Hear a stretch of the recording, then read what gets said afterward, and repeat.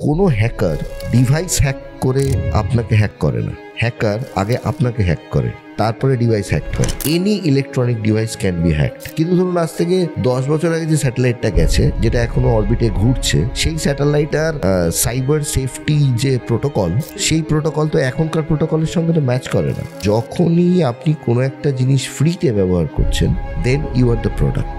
ধরুন আপনি একটা পর্ন সাইট, সেটাকে আপনি ওপেন করলেন, ওপেন করবার পরেই দেখা যাচ্ছে সেখানে কিছু কুকিজ আসছে। প্রেফারেন্স বুঝতে গেলে কি করতে হবে? আপনার সার্চ হিস্ট্রি জানতে হবে, আপনার এজ জানতে হবে, আপনার জেন্ডার জানতে হবে, আপনি কোন ভিডিও কত ডিউরেশনে দেখেন সেগুলো জানতে হবে। আপনি ধরুন দুই বন্ধু মিলে বসে কথা বলছেন, আজকে সন্ধ্যাবেলায় কোন বিরিয়ানি খেতে যাবেন সেটা নিয়ে আলোচনা হচ্ছে। আপনি খানিকক্ষণ বাদে মোবাইল খুলে দেখুন আপনার বিরিয়ানির অ্যাডস আসতে আরম্ভ করছে। আপনি একটা মিউজিক্যাল ইনস্ট্রুমেন্ট কেনবার কথা ভাবছেন, দেখবেন তখন মিউজিক্যাল ইনস্ট্রুমেন্টের অ্যাড আসবে। কি করে পসিবল? তার মানে আপনি 24 ঘন্টা কি কথা বলছেন সেটা কিন্তু ফোন শুনতে পাচ্ছে। এই যে শুনছে, শোনার থেকে কি করছে, শুধুমাত্র ক্যাপচার করছে তাই নয়, এমনও অনেক কল সেন্টার দেখা গেছে তারা কলারকে দিয়ে লেজিটিমেট কল করাচ্ছে সারাদিন ধরে, শুধুমাত্র দিনের মধ্যে 2 ঘন্টা তাদেরকে ফ্রড কল করাচ্ছে। মানে এমন একটা মিক্স অ্যান্ড ম্যাচ, যে কাজটা করছে সে নিজেও জানে না যে আমি কোন কাজটা করছি। আচ্ছা, কোনো ক্ষেত্রে তো কোনো গভর্নমেন্টও, কোনো কান্ট্রি তো এই ডার্ক ওয়েভকেও তো ইউজ করে তার বিভিন্ন রকম ম্যানিপুলেশনের জন্য। শুধু ম্যানিপুলেশন না, বহু দেশের ইকোনমি ডিপেন্ড করে অন ডার্ক ওয়েভ। দেখুন মানে কতটা সিগনিফিকেন্ট। ডার্ক ওয়েভ এলো 2008, বিটকয়েন এলো 2008। ডিজিটাল অ্যারেস্টটাকে যদি সহজভাবে যদি আপনি ব্যাখ্যা করেন প্রত্যেকটা মানুষের বোঝার জন্য।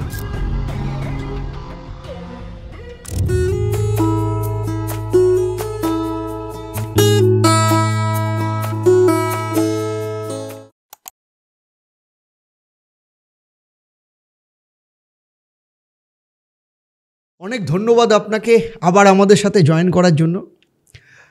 আজকে যেটা বর্তমান সময়ে ভীষণ প্রাসঙ্গিক, প্রচুর আমাদের যারা ভিউয়ার্স আছেন তারা প্রত্যেকে আজকে যারা ভিডিওটা দেখবেন তারা অনেকের লাইফের সাথে কারোর ক্ষেত্রে ঘটেছে, কারোর জানা কিংবা কারোর ঘটেনি। এই যে প্রিভেনশন, এই যে জায়গাটা, আমি প্রথমেই যেটা আসবো সেটা হচ্ছে এখন যে কথাটা বারবার আসছে সেটা হচ্ছে ডিজিটাল অ্যারেস্ট। এই ডিজিটাল অ্যারেস্টটাকে যদি সহজভাবে যদি আপনি ব্যাখ্যা করেন প্রত্যেকটা মানুষের বোঝার জন্য। প্রথম কথা হচ্ছে থ্যাংক ইউ সো মাচ আজকের এপিসোডটার জন্য। মানে এরকম বারবার এপিসোড করাটা খুব জরুরি সবার জন্যই, যাতে যারা ভিউয়ার্স রয়েছেন তারা সবসময় এই বিষয়গুলো সম্পর্কে সচেতন হতে পারেন আর কি। এই পার্টটা ভীষণ দরকার। ডিজিটাল অ্যারেস্ট বলতে প্রথম যেটা জিনিস বলবো সেটা হচ্ছে এটা একটা ফ্রডের পদ্ধতি ব্যবহার করছে ফ্রডস্টাররা, যে কাউকে একজনকে ভিডিও কল করে এবার তাকে বলছে যে আপনি এরকম কিছুটা অপরাধ করেছেন, আপনার নামে এরকম একটা কিছু কুরিয়ার এসছে, বা হয়তো সেই কুরিয়ারের মধ্যে কিছু ড্রাগস পাওয়া গেছে, বা অন্যরকম কিছু জিনিসপত্র পাওয়া গেছে, ফরেন কারেন্সি পাওয়া গেছে, এক্সপায়ার্ড পাসপোর্ট পাওয়া গেছে, এবং সেই কারণে আপনাকে ডিজিটাল অ্যারেস্ট করা হচ্ছে। আমি দিল্লি পুলিশ থেকে বলছি, আচ্ছা, বা অন্য কোনো জায়গা থেকে বলছি, নর্মালি দিল্লি পুলিশই বলে। তো এটাতে না দুটো সাইকোলজি কাজ করে মানুষের। কারণ তো মনে থাকবে হয়তো যে গত এপিসোডে বা এর আগের যে সাইবার ক্রাইম নিয়ে যে এপিসোডটা হয়েছিল তাতে আমি সাইবার মনস্তত্ত্ব নিয়ে বলেছি, সাইবার সাইকোলজি নিয়ে। তার মধ্যে খুব গুরুত্বপূর্ণ একটা সাইকোলজির কথা বলা হয়েছিল, সেটা হচ্ছে আমাদের ভয় বা ফিয়ার ফ্যাক্টর। এখনও পর্যন্ত ভারতবর্ষের মানুষ কোর্ট এবং পুলিশ এই দুটো বিষয়কে ভীষণ ভয় করে চলে। মানে তারা যে সমাজের একটা অঙ্গ এবং সেখানে যারা কর্মরত রয়েছে তারা আপনার আমার মতোই একটা পরিবারের অংশ, সেটা তারা ভাবেন না। মানে পুলিশ বোধহয় ওই এলিয়েন মার্স থেকে এসছে এরকম, ওই মানে ইউনিফর্মটা দেখলেই একটা মানুষের ভয় কাজ করে। এবার যখনই একটা ইউনিফর্মওয়ালা মানুষ উল্টো সাইড থেকে একটু ধমকে দিয়ে বলছে যে you are under digital arrest, তখনই কিন্তু মানুষ আর দিশেহারা হয়ে পড়ছে, আর তখন আর জ্ঞান বুদ্ধি লোপ পাচ্ছে আর কি। সবার উদ্দেশ্যে একটা জিনিস বলে রাখি, সেটা হচ্ছে ভারতবর্ষের লিগ্যাল সিস্টেমে ডিজিটাল অ্যারেস্ট বলে কোনো রকম মানে বিষয়ই নেই। আচ্ছা ডিজিটাল অ্যারেস্ট কিছু এক্সিস্টই করে না। আচ্ছা অ্যারেস্ট বলে যে ব্যাপারটা আছে, that is always a physical arrest. Arrest ব্যাপারটা একটু বুঝতে হবে আগে বিষয়টা। অ্যারেস্ট কথাটার মানে হচ্ছে কাউকে ডিটেন করা, যে কিছু সন্দেহজনকভাবে কোনো একটা ক্রাইমের সাথে যুক্ত, তাকে আমি ডিটেন করছি। ডিটেনশনটা কি? ডিটেনশনটা হচ্ছে কনস্টিটিউশনে যেটা আমার ফ্রি মুভমেন্টের কথা বলা আছে, যেটা আমাদের ফান্ডামেন্টাল রাইট, সেই ফান্ডামেন্টাল রাইটটাকে কাটেল করা হলো। That is called arrest. তাহলে অ্যারেস্ট করতে গেলে আমাকে তার যেটা মানে তার যে মুভমেন্টটা, ফ্রি মুভমেন্ট, সেটাকে আমাকে বন্ধ করতে লাগবে। তার জন্য আমাকে তাকে ফিজিক্যালি অ্যারেস্ট করতে লাগবে। ডিজিটাল অ্যারেস্ট বলে কিছু বিষয় যদি কেউ বিন্দুমাত্র মানে আইন টাইনের ব্যাপারগুলো যদি নর্মাল সাধারণ মানুষ যেটুকু আইন জানে সেটুকু যদি বোঝেন, তাতে তারা জানবেন যে ডিজিটাল অ্যারেস্ট বলে কিছু বিষয় এক্সিস্টই করে না। ফলে যারা ডিজিটাল অ্যারেস্টের কথা বলছে তারা কিন্তু অ্যাবসলিউটলি ফ্রডস্টার। আচ্ছা ফলে এটা হচ্ছে প্রথম বিষয়। আমার ফোনে বা ল্যাপটপে বা আমার ডেস্কটপে যখনই এরকম ডিজিটাল অ্যারেস্ট সংক্রান্ত কিছু একটা ভিডিও আসবে, বা কেউ হয়তো আমাকে ফোন করে বা ভিডিও কলে ডিজিটাল অ্যারেস্টের গল্প বলবে, আমার প্রথম কাজ হচ্ছে ডিভাইসটাকে সুইচ অফ করে দেওয়া। আচ্ছা সেটাকে বন্ধ করে দেওয়া। হ্যাঁ, ফার্স্ট কাজ। মানে আমি ব্যাপারটাকে পুরো অ্যাভয়েডই করবো আর কি। যদি দেখা গেল যে কোনোভাবে আমার কন্ট্রোল তারা হয়তো এমনভাবে নিয়ে রেখেছে যে আমি সুইচ অফ করতে পারছি না, হ্যাঁ এটা একটা বড়, এটা যদি কোনো কারণে হয়, তাহলে আমার ইন্টারনেট কানেক্টিভিটি যেটা রয়েছে, আমি তো ওয়াইফাই কানেক্টেড রয়েছি, আমি ওয়াইফাই রাউটারটা বন্ধ করে দেবো। ওকে, তাহলে আমার ডিসকানেকশন হয়ে গেল। না অনেক সময় মোবাইলের কানেকশানে, এবারে মোবাইলের কানেকশান যদি থাকে তাহলে আমি সেটাকে ফোর্সফুলি মানে প্রেস করে ধরে থাকবো, ওখানে রিস্টার্ট অ্যান্ড শাটডাউন অপশন আসবে, সেখানে শাটডাউন করবো। না সেক্ষেত্রে কি যদি ওইখানে যদি থাকে, মানে সে যদি আমার সিস্টেমটাকে যদি হ্যাক করে রাখে, দেখুন তাহলে সেক্ষেত্রে কি সে সিস্টেম হ্যাক করবে না। আচ্ছা, সে কথা বলতে বলতে কিন্তু সিস্টেমটা, এবং কোনো হ্যাকারই কিন্তু এন্টায়ার সিস্টেম হ্যাক করতে পারে না। ওকে, সে পার্টিকুলারলি কোনো একটা সেগমেন্ট হয়তো হ্যাক করে রাখবে। যেমন মানে হয়তো সে কোনোভাবে আমাদেরকে এরকম ভুল বুঝিয়ে বা ভয় দেখিয়ে আমাদের ব্যাংকিং ক্রেডেনশিয়াল নিতে পারে, কারণ আলটিমেটলি এদের কাছে উদ্দেশ্য হচ্ছে টাকা পয়সা। ঠিক, তারা ব্যাংকিং ক্রেডেনশিয়ালটা নিতে পারে, আমার ইউপিআই ডিটেলস নিতে পারে, আমার ফোনের ওপর কন্ট্রোল, মানে ফোন নাম্বারটার ওপরে কন্ট্রোল নিতে পারে, but not on the device. মানে একটা ডিভাইসের ওপর কন্ট্রোল নিতে গেলে তাকে অনেক বড় হ্যাকার হতে হবে। ফলে সেই পার্টটাতে আমাদের অতটা ভয় পাওয়ার কোনো কারণ নেই। মানে সে তার জন্য যতটা খরচা লাগবে হয়তো আমার কাছে সেই পয়সা নেই। আমি সেই জায়গাটার থেকে আমি বেরিয়ে আসতে পারবো, মানে আমি ডিভাইসটাকে বন্ধ করে দিতে পারবো। যদি আমি কোনো কারণে বন্ধ নাও করতে পারি, আমি ডিভাইসটা উল্টো করে রেখে দেবো। সব থেকে সহজ, আমি ডিভাইসটা উল্টো করে রেখে যা বলার বলতে থাকবো, সাউন্ড অফ করে দিলাম। তাহলে আমার উপরে মানসিক যে টর্চারটা শুরু হলো আর কি, সেটা আমি মানে করতে পারবো না, সেটা আমাকে এফেক্ট করবে না। ঠিক। ফলে ডিজিটাল অ্যারেস্ট প্রথম বিষয় যেটা আমাদের মাথায় রাখতে হবে, সেটা হচ্ছে লিগাল সিস্টেমে ডিজিটাল অ্যারেস্ট বলে কিছু হয় না। ফলে ডিজিটাল অ্যারেস্ট যারা বলছেন তারাই হচ্ছে ফ্রডস্টার, এটা হচ্ছে মূলমন্ত্র। তা সত্ত্বেও আমরা অনেক সময় অনেক সেমিনারে গিয়ে হয়তো সবাইকে জিজ্ঞেস করলাম, ডিজিটাল অ্যারেস্ট আপনারা সবাই শুনেছেন তো, কাকে বলে বলুন তো? উত্তর দিতে পারেন না।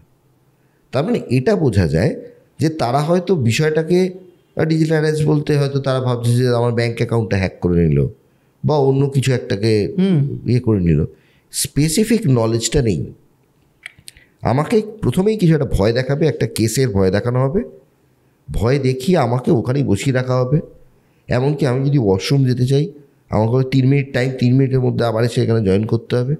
তার মানে কি I somehow I will be the puppet in the hands of that fraudster. না এখানে একটা প্রশ্ন, সেটা হচ্ছে অনেকের ক্ষেত্রে শুনেছি যে ডিজিটাল অ্যারেস্ট কথাটা বলছে না, হয়তো আপনার বাড়িতে পুলিশ আসছে, হ্যাঁ, সেটাকে আমার রোখার জন্য আপনাকে আমার কিছু ইনফরমেশন দরকার, আপনি ইনফরমেশনগুলো দিন। রাইট। মানে এখানে তো ওইটাই তো বললাম যে সবসময় একটা ফিয়ার ফ্যাক্টর কাজ করবে। মানে কোনো না কোনোভাবে একটা মামলা বা পুলিশের ভয় দেখানো হবে। যখনই এটা হবে, আমাকে যদি অ্যারেস্ট করে পুলিশ, আমাকে এত ভয়টা দেখাবে না, সরাসরি বাড়িতে আসবে, ধরে নিয়ে চলে যাবে, তুলে নিয়ে চলে যাবে। দ্যাট ইজ ভেরি সিম্পল, মানে অ্যাজ সিম্পল অ্যাজ দ্যাট। বা থানায় নেমন্তন্ন করে অ্যারেস্ট করবে, তাহলে এই দুটো জিনিস হতে পারে। নিদান পক্ষে অত লোকাল থানা ফোন করলো, ফোন করে বললো যে আপনি আসুন দেখা করুন। এবার গেলাম, আমি তাদের উত্তরে সদুত্তর দিতে পারলাম না, তখন আমরা কাস্টাডিতে নিয়ে নিলাম। তাহলে এই দুটো প্রসেসের বাইরে কিন্তু অ্যারেস্টের কোনো অপশন নেই। আইদার তারা এসে আমাকে অ্যারেস্ট করে নিয়ে গেল, অথবা আমাকে নেমন্তন্ন করে ডেকে অ্যারেস্ট করল, অথবা অনেক সময় কী হয়, আমি কোর্টে বেল মুভ করতে গেলাম, আমি হয়তো অ্যান্টিসিপেটরি বেল মুভ করতে গেলাম, বা আমি সারেন্ডার করে বেল মুভ করতে গেলাম, আমার সেখানে বেলটা হলো না, রিজেক্ট হলো, তখন আমাকে কোর্ট থেকে অ্যারেস্ট করে নেওয়া হবে, বা আমি কোর্টে পৌঁছানোর আগে আমাকে অ্যারেস্ট করলো। হ্যাঁ, সেটাও হতে পারে, উইদিন দ্য লিগ্যাল পেরিফেরি। হ্যাঁ, কোর্টে ঢুকতে যাচ্ছি সেই সময় সেই জায়গাটাতে আমাকে অ্যারেস্ট করবে। দেখুন, ফিজিক্যাল অ্যারেস্ট, সবই ফিজিক্যাল, ডিজিটালের গল্প নেই, ঠিক। ফলে ডিজিটাল অ্যারেস্ট বলে ব্যাপারটা এক্সিস্টই করে না। এবার এটা মানুষ বুঝতে পারেন না, বা বুঝতে এখনো অবধি সেই সেন্সিটাইজেশনটা হয়নি, মানে মাস সেন্সিটাইজেশন সেই ব্যাপারটা এখনো হয়নি। সে কারণেই কিন্তু এখনো পর্যন্ত ডিজিটাল অ্যারেস্ট ব্যাপারটা চলছে। এখানে আমি বিগত কয়েকদিন ধরে, যেটা কয়েক মাসের মধ্যেই হয়েছে, ভেরি রিসেন্ট ঘটনা, একজন ইনফ্লুয়েন্সার, মানে সে সব জায়গায় এত সচেতন, সে সমস্ত কিছু, তাকেও পর্যন্ত 40 ঘন্টার তাকে অ্যারেস্ট অবস্থায় রইল। মানে এই যে ব্যাপারগুলো, এটাতে আপনার মনে হয় কোথায় মানুষের সব কিছু জেনেও ভুলটা কোথায় করছে, বেসিক ভুল কোন জায়গাটাতে করে ফেলছে? যেখানে একজন ধরুন যে ইউটিউব ইনফ্লুয়েন্সার, সে তো টেকনিক্যালি অনেক বেশি সাউন্ড ধরে নেব অন্যান্য যে কোনো সাধারণ লোকের থেকে, কারণ সে তো অলরেডি সোশ্যাল মিডিয়ার সাথে কানেক্টেড, সে অনেক বেশি তার পড়াশোনা, অনেক বেশি তার কন্টেন্ট ক্রিয়েট করছে বিভিন্ন বিষয় নিয়ে, তবুও সে কিন্তু একটা ফাঁদে পা দিচ্ছে। 1 ঘন্টা 2 ঘন্টা না, 40 ঘন্টা। হ্যাঁ, তো এই জায়গারই বেসিক জায়গাটা কোনখানটাতে গ্যাপ হয়ে যাচ্ছে, যার জন্য ওই ধরনের মানুষও সেখানে এখানে ওই একটাই উত্তর, সেটা হচ্ছে ফিয়ার ফ্যাক্টর। তাকে কিছু না কিছু একটা, সে ভয় পাবে এরম কিছু একটা বিষয় নিয়ে ভয় দেখানো হয়। বুঝতে পেরেছি। মানে এবারে এটা হচ্ছে যিনি ফ্রডস্টার, যারা ফ্রডস্টার, এটা তাদের ক্যালিবার, কারণ আলটিমেটলি সেটাও তো it's a kind of A marketing. এবারে সেই মার্কেটিংয়ে আমি কতটা আদার সাইডকে কনভিন্স করতে পারছি, তবেই তো আমি তার থেকে ফ্রডুলেন্টলি টাকাটা নেব। এবারে এই সব করতে গিয়ে কী হয়, তখন তারা হয়তো কিছু হায়ারার্কি মেনটেন করে, যে একজন অফিসার এসে বসলেন, সেই অফিসার বললেন আপনি এখানে থাকুন, আমি হায়ার অফিসারকে ডাকছি, তখন আরেকজন উর্দি পড়া লোক এসে বসলো, এর কাছে তখন মনে হয় যে না সত্যিই তো তাহলে এটা পুলিশ স্টেশন। এবং এখন এআই এসে সবচেয়ে বড় সমস্যাটা কী হয়েছে, ব্যাপারটাকে এত পরিমাণ ন্যাচারাল করে দিয়েছে যে আমি একটা এনভায়রনমেন্ট এত সুন্দর তৈরি করে ফেলতে পারছি যে সেটা যে সঠিক নয় এটা আইডেন্টিফাই করাটাই তো খুব ডিফিকাল্ট হয়ে যাচ্ছে। এই কিছুদিন আগেই তো বেরিয়েছিল যে কারোর চাকরি নেই, যদি সে যদি মনে করে যে তার কাউকে দেখাতে হবে যে আমার চাকরি, আমার অফিস, সেই ব্যবস্থাটাও পর্যন্ত হচ্ছে। এবং যদি মনে হয় যে বস থাকবে, সেটাও হ্যাঁ প্রেজেন্ট করানো হচ্ছে। আমি পাহাড়ে বেড়াতে যাব, আমি পাহাড়ের ছবি দিয়ে দিলাম, সেটা একটা ক্রিয়েট করে দিলাম, দিয়ে সোশ্যাল মিডিয়ায় দিয়ে দিলাম, সবাই প্রশ্ন করতে থাকলো কবে গেছিলি, কোথায় গেছিলি।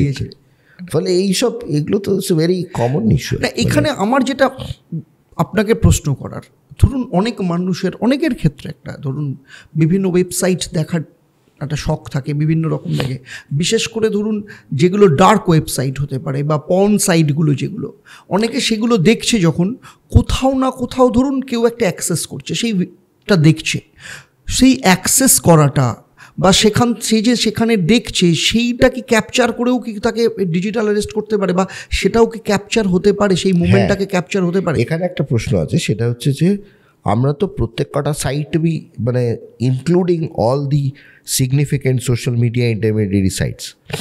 সিগনিফিক্যান্ট সোশ্যাল মিডিয়া ইন্টারমিডিয়েরি কাদের বলে, মানে যাদের হচ্ছে প্রচুর পরিমাণে সাবস্ক্রাইবার, তাদেরকে বলে সিগনিফিক্যান্ট সোশ্যাল মিডিয়া ইন্টারমিডিয়েরি। সেটা একটা ইয়ার্ডস্টিক রয়েছে আমাদের ডিপিডিপিতে, ওই ইয়েতে। এবারে প্রশ্ন হচ্ছে যে মানে ওই ইন্টারমিডিয়েরিয়ান social media intermediate digital media ethics কোডে। তো এখন প্রশ্ন হচ্ছে যে সমস্ত কটা সাইট, এই সব সাইটগুলোই কিন্তু আমরা অ্যাক্সেস করছি ফ্রিতে, তাই তো? আমরা কিন্তু 1 পয়সাও পেমেন্ট করি না। ইন্টারনেটে একটা খুব কমন এবং মানে একদম বহু জনপ্রচলিত একটা বক্তব্য রয়েছে, সেটা হচ্ছে যখনই আপনি কোনো একটা জিনিস ফ্রিতে ব্যবহার করছেন, then you are the product. আচ্ছা, আপনি আপনাকে নিজেকে বিক্রি করছেন। তাহলে এই আপনি বিক্রি কিরকম করছেন এটাকে কিভাবে? হ্যাঁ, সেটা হচ্ছে আপনার তথ্য বিক্রি হচ্ছে। ওকে, যেটা আপনি আগের দিনও হ্যাঁ বলেছিলেন, ঠিক। মানে ধরুন আপনি একটা পর্ন সাইট, সেটাকে আপনি ওপেন করলেন, ওপেন করবার পরেই দেখা যাচ্ছে সেখানে কিছু কুকিজ আসছে, হ্যাঁ, একটা কুকিজের এলো, আপনি সেখানে বাকিটা যাতে প্রপারলি চলে আপনি অ্যাকসেপ্ট অল করে দিলেন, অ্যাকসেপ্ট অল কুকিজটাকে করা গেল। করে দেওয়া মানে হচ্ছে সেই কুকিজগুলো আপনার যে প্রেফারেন্স, সেই প্রেফারেন্স অনুযায়ী আপনাকে রেজাল্টগুলো দেখাবে, কুকিজের যা নিয়ম। তাহলে সেই অনুযায়ী আপনাকে প্রেফারেন্স অনুযায়ী আপনার সার্চ হিস্ট্রিটাকে, তার মানে প্রেফারেন্স বুঝতে গেলে কী করতে হবে? আপনার সার্চ হিস্ট্রি জানতে হবে, আপনার এজ জানতে হবে, আপনার জেন্ডার জানতে হবে, আপনার সার্চ ওরিয়েন্টেশন জানতে হবে, আপনি কোন ভিডিও কত ডিউরেশনে দেখেন সেগুলো জানতে হবে, তবেই তো আপনার প্রেফারেন্সটা ডিসাইড করতে পারবে। তার মানে এগুলোর অ্যাক্সেস আপনাকে দিতে হবে। যখনই এগুলোর অ্যাক্সেস দেয়া হলো তখন কিন্তু আপনার যে ডিজিটাল ফুটপ্রিন্ট, সেই ডিজিটাল ফুটপ্রিন্টটা চলে গেল একটা কোম্পানির কাছে, এবং সে আপনার সমস্ত ক্রেডেনশিয়াল জানতে পারল। দিস ইজ ভেরি মানে নর্মাল। আপনি কিছু না, নর্মাল আপনি মেটা মানে ফেসবুক, আপনি সেটা প্লে স্টোর থেকে ডাউনলোড করতে চান, ঠিক। আপনি প্লে স্টোর খুলুন, প্লে স্টোর খুলে সেখানে আপনি দেখবেন ডেসক্রিপশন রয়েছে, আপনি ডেসক্রিপশনের নিচে গিয়ে সি মোর বা যে অপশান আছে সেখানে গিয়ে দেখুন যে আপনার ডিভাইসের বা আপনার কোন কোন জিনিস তারা অ্যাক্সেস করছে। আপনি দেখবেন শুধু আপনাকে ছাড়া বাকি সবই অ্যাক্সেস করছে। আচ্ছা, মানে এমন কিছু নেই যেটা তারা অ্যাক্সেস করে না, ইনক্লুডিং গুগল। ওকে। এবারে এই যে অ্যাক্সেসটা তারা করছে, এই অ্যাক্সেসটা করছে কিন্তু ফর ডিফারেন্ট রিজনস। কারণ তারা বিভিন্ন থার্ড পার্টি অ্যাপ্লিকেশনকে অ্যাক্সেস দেয় যারা আপনার প্রেফারেন্সগুলোকে ইউজ করে ব্যবসা করে। আপনি ধরুন দুই বন্ধু মিলে বসে কথা বলছেন, হয়তো আজকে সন্ধ্যাবেলায় কোন বিরিয়ানি খেতে যাবেন সেটা নিয়ে আলোচনা হচ্ছে। আপনি খানিকক্ষণ বাদে মোবাইল খুলে দেখুন আপনার বিরিয়ানির অ্যাডস আসতে আরম্ভ করছে। আপনি একটা মিউজিক্যাল ইনস্ট্রুমেন্ট কেনবার কথা ভাবছেন, দেখবেন তখন মিউজিক্যাল ইনস্ট্রুমেন্টের অ্যাড আসবে। আপনি সানগ্লাস একবার সার্চ করুন, তো দেখবেন আপনার ইনস্টাগ্রামে পরপর সানগ্লাসের অ্যাডসই আসতে থাকবে, বা ফেসবুকেও তাই আসতে থাকবে। কি করে পসিবল এটা? এটার পসিবিলিটি একটাই, সেটা হচ্ছে যে আপনি যখনই একটা সার্চ করছেন তখনই কিন্তু you are giving access to the company, যে আপনার এই যে প্যাটার্নটা, এই প্যাটার্নটা সে রিড করতে পারছে।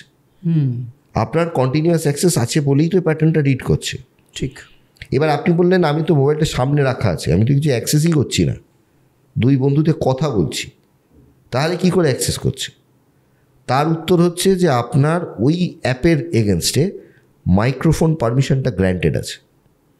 That means okay, they are listening.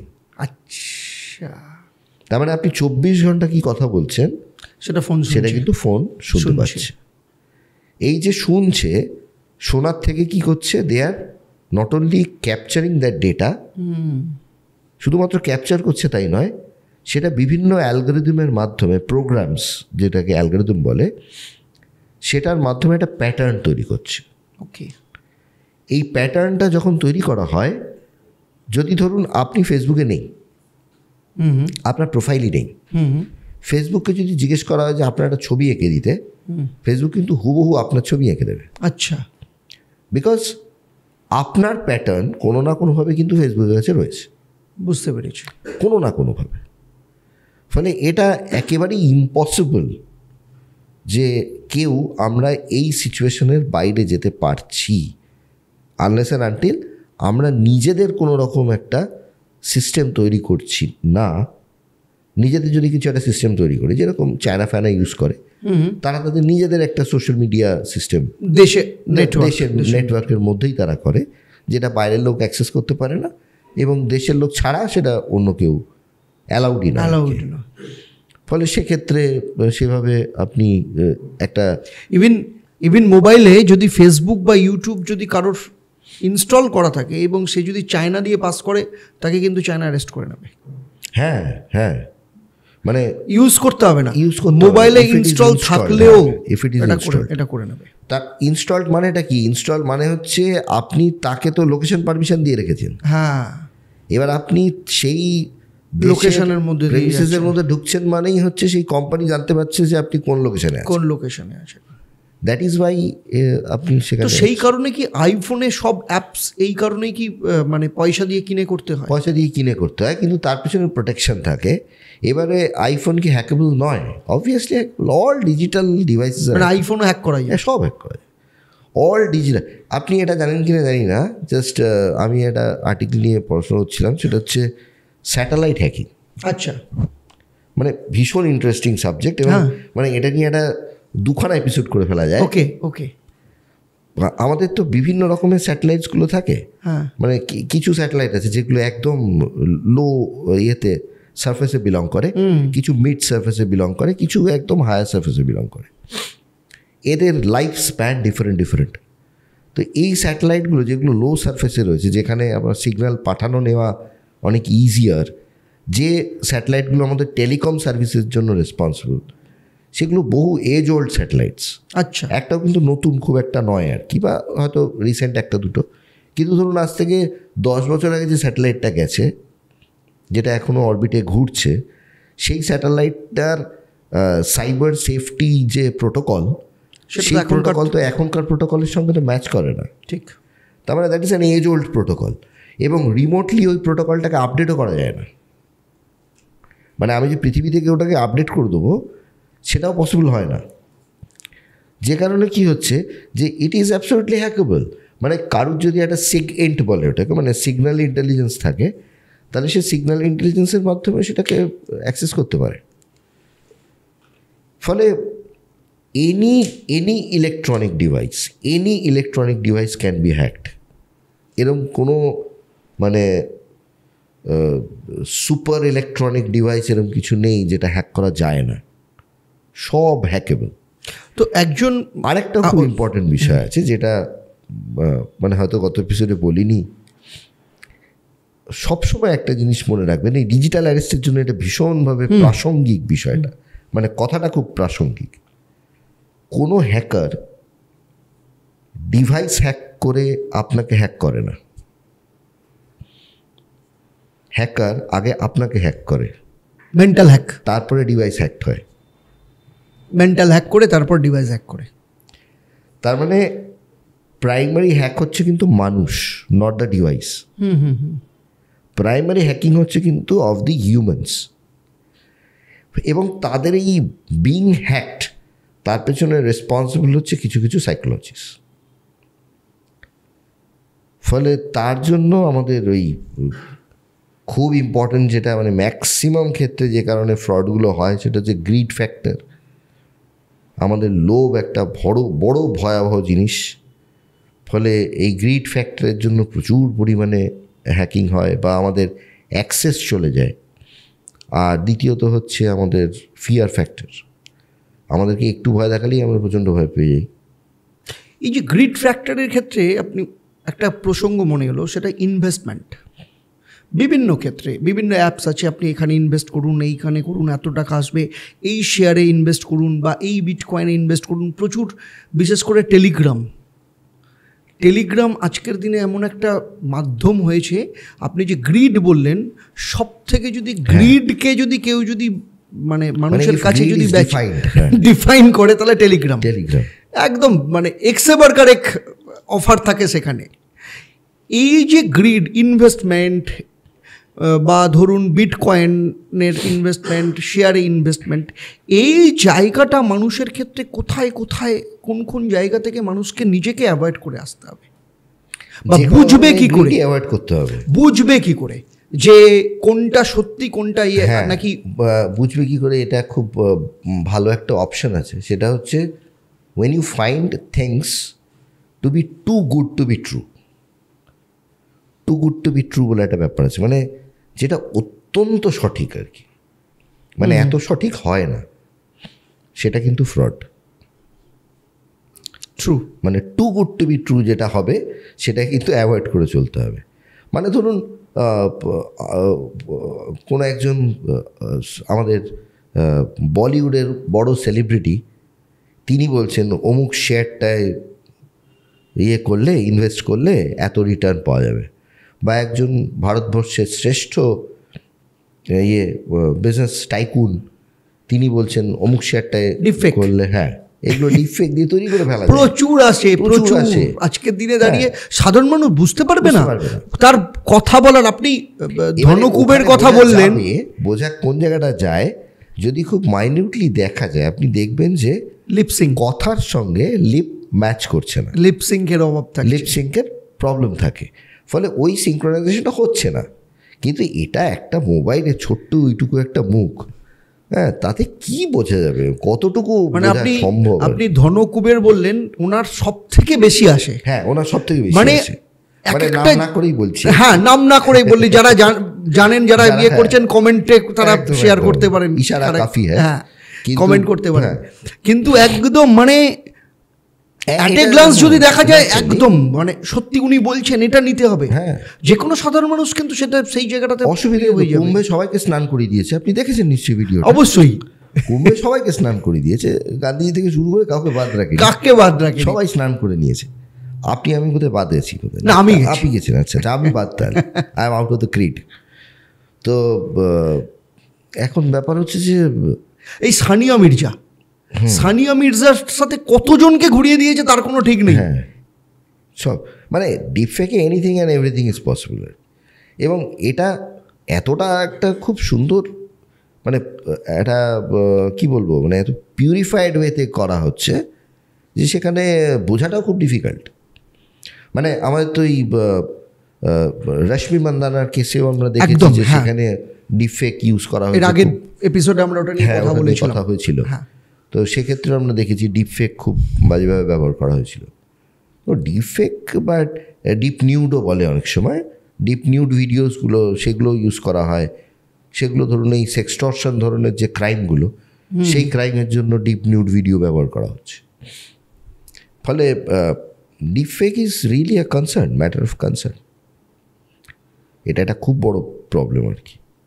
আরেকটা যেটা, সেটা হচ্ছে যে ধরুন এই যে ডেটা বেরিয়ে যাচ্ছে অফ দ্য রেকর্ড, আপনার সাথে আমার যেটা নিয়ে কথা হচ্ছিল, এই যে বিভিন্ন ধরনের যে ইন্টারন্যাশনাল কলগুলো আসে এবং সেখানে অধিকাংশ ক্ষেত্রেই থাকে আপনি অমুক সময়ের মধ্যে 1 ঘন্টার মধ্যে যদি আপনি অমুক নাম্বারে ফোন না করেন বা এটা না করেন বা ওটা না করেন, তাহলে আপনার এক্ষুনি মোবাইল নাম্বার পেয়ে যাবে, বা আপনার মোবাইল থেকে এই রকম ইল্লিগাল কাজ হয়েছে, বা আপনার অ্যাকাউন্ট থেকে অনেক সময় তো আবার এরকম কল আসে, এই টেলিকম অথরিটি থেকে বলছি, হ্যাঁ 2 ঘন্টার মধ্যে আপনার মোবাইল বন্ধ হয়ে যাবে, মোবাইল থেকে ইল্লিগাল অ্যাক্টিভিটি হয়েছে সেই জন্য, হ্যাঁ, বা আপনার অ্যাকাউন্ট থেকে ওই কলটা রেকর্ডিংও করা রয়েছে, মানে লোককে শোনানোর জন্য আমি কলটা রেকর্ডিংও করি।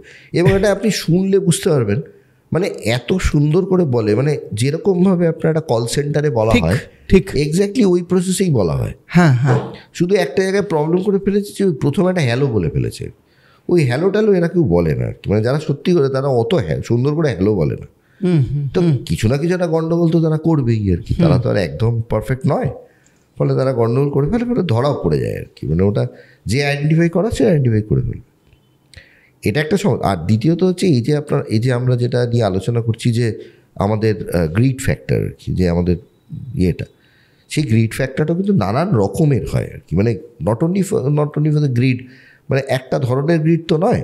কারোর হয়তো পয়সার গ্রিড আছে, কারোর হয়তো দেখা গেলো ভালো জামা কাপড়ের গ্রিড আছে, যে আমি একটা ভালো ইলেকট্রনিক গুডসের, হ্যাঁ, মানে আমি হয়তো চাইছি যে আমি কোথা থেকে এত সুন্দর সুন্দর মাইক্রোফোন কিনবো, আমি সেইটা খুঁজে বেড়াচ্ছি সোশ্যাল মিডিয়াতে, বা আমার মার্কেটগুলোতে, আমি অনলাইন মার্কেটগুলোতে খুঁজে বেড়াচ্ছি। তো গ্রিড অনেক রকমের হতে পারে। কারোর এরকম গ্রিড হয়, মানে প্রচুর মানুষ রয়েছে সম্পর্কের grid, dating apps, grid for relationship. তো সেই ব্যাপারগুলো, মানে গ্রিড বহু রকমের। এবারে আমাদের কিন্তু অনলাইন মিডিয়ামে থাকতে গেলে এইসব গ্রিড ফিড থেকে একটু দূরে থাকতে হবে। মানে এটা যদি আমরা কোনোভাবে চালিয়ে যাই, তাহলে কিন্তু আমাদের প্রচুর পরিমাণে ডেটা অফ হবে, এটা একদম অবভিয়াস। এই প্রসঙ্গে বলি ডেটিং অ্যাপ আজকের দিনে দাঁড়িয়ে একটা বড় সাইবার ক্রাইমের একটা বড় জায়গা। হ্যাঁ, ডেটিং অ্যাপ এইটা কিভাবে হয়? ডেটিং অ্যাপটা খুব ইজি। ডেটিং অ্যাপের ব্যাপারটা হচ্ছে একটা কল সেন্টার চলে তার জন্য, সেখানে কাউকে না কাউকে হায়ার করা হলো, তারা সেখানে চাকরি করেন নর্মাল, এবং তারা সেখানে গেলেন, তারা সকাল থেকে রাত্রির অবধি কারুর না কারুর সাথে ফোনে কথা বলে যাচ্ছেন। তাদের উদ্দেশ্য একটাই, তাদের কিছু টার্গেট দিয়ে দেওয়া হলো, আজকে এতজন কাস্টমার নিতে হবে এবং সেখান থেকে তার সাথে তার এত রেভিনিউ জেনারেট করতে হবে। সো তারা সেইভাবে জেনারেট করছে এবং সেটা করতে গিয়ে নানান রকম ক্রাইমসের তৈরি হচ্ছে আর কি। এবং স্পেশালি ইন্ডিয়া, কলকাতা, এই মানে eastern zone, this is one of the most primary area of this fraud call centers. আচ্ছা, কোনখানটা পার্টিকুলারলি? মানে আমাদের কলকাতা সারাউন্ডিংস। আচ্ছা, মানে কলকাতাতে সব থেকে বেশি। তার কারণ হচ্ছে ইটস ভেরি ইজি, এখানে একটা প্রপার্টি নিয়ে ফেলা হচ্ছে সবচেয়ে সস্তা। ইস্টার্ন জোনের আমাদের প্রপার্টি ভ্যালু ইন্ডিয়ার যে কোনো জায়গার থেকে হচ্ছে সস্তা। ফলে এখানে আমি একটা জায়গায় রেন্টে জায়গা নিয়ে নিতে পারছি। আমার জাস্ট, আমি কালকে খবর পেলাম, এবং যারা এই ধরনের কল সেন্টার চালান তাদের টেলিগ্রামের গ্রুপ রয়েছে, তারা বলে দিতে পারছেন, অন্য আরেকজনকে সাবধান করে দিতে পারছেন যে এই তোমার ওখানে কিন্তু কালকে রেড হতে পারে। আচ্ছা, তারা একদিনের মধ্যে হাওয়া হয়ে গেল। এবং এখানে ইটস ভেরি ইজি টু মানে বাকি প্রশাসনিক ব্যাপারটাকে ম্যানিপুলেট করা। এই তো ভেরি রিসেন্ট যেটা ধরা পড়লো, কোনো পুলিশ কর্তার বাড়িতেই ভাড়া নিয়ে, হ্যাঁ, সেই বাড়ির ভাড়া নিয়ে, পুলিশের বাড়ির ভাড়া নিয়ে দীর্ঘদিন ধরে সেখানে নানান রকমের অবৈধ কাজ করছে। হ্যাঁ, তো এবারে তার জন্য তাকেও রেসপন্সিবল করতে হবে, যে ভাড়া দিচ্ছেন that person should be held responsible. Police, আপনি ভাবুন, মানে সবথেকে বড় জিনিস কেন এই যে রেসপন্সিবিলিটিটা আমরা আমাদের ইন্ডিয়ান লিগাল সিস্টেমে রেসপন্সিবিলিটি শিফট করে দিয়েছি, যে কারণে কিন্তু এত প্রবলেম তৈরি হচ্ছে।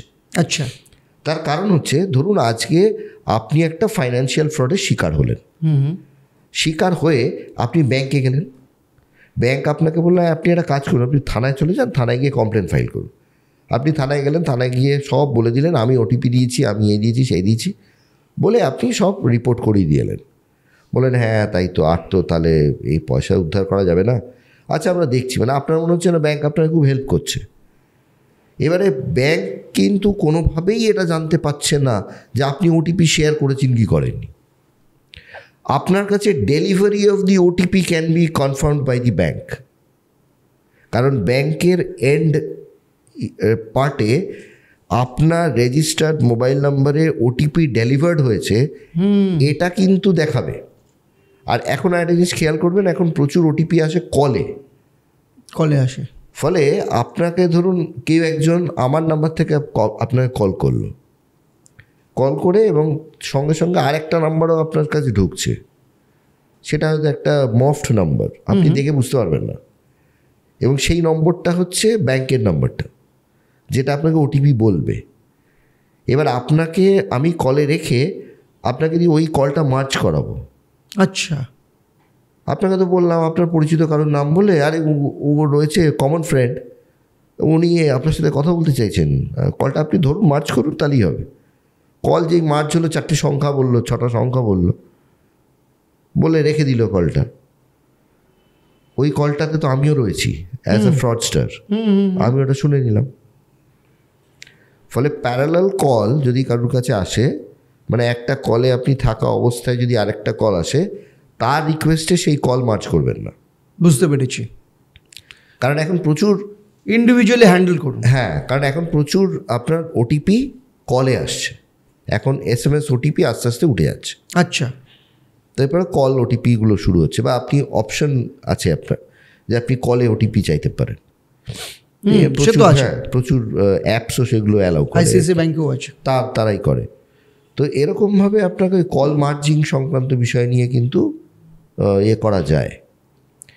এবারে প্রশ্ন হচ্ছে যে আমরা যে পার্টটায় ছিলাম, গ্রিড ফ্যাক্টরটায়, ডেটিং অ্যাপ, এবারে ওই গ্রিডটাও তো কিন্তু কাজ করছে। আমার একাকিত্ব, আমার কারোর সাথে বন্ধুত্ব নেই, ফলে আমি সেখানে একটা ডেটিং অ্যাপে চলে যাচ্ছি, এবং ডেটিং অ্যাপে গিয়ে সেখানে প্রথমে খুব লিউক্রেটিভ অফার্স, এতক্ষণ ফ্রি সার্ভিস, সেটা দিয়ে আমার একটা লোভ তৈরি হয়ে যাচ্ছে, একটা গ্রিড তৈরি হয়ে যাচ্ছে। তারপর আমি ভাবছি আচ্ছা ঠিক আছে, তো অল্প ব্যাপার, সেটা থেকে আমি কিছু কিছু পয়সা করে দিয়ে আমি ফার্দার আরও টোকেন্স কিনে সেগুলো আবার ইউজ করতে পারবো। ফলে ওই পার্টগুলোতে তখন মানুষ ক্রমশ জড়িয়ে পড়ছে আর কি।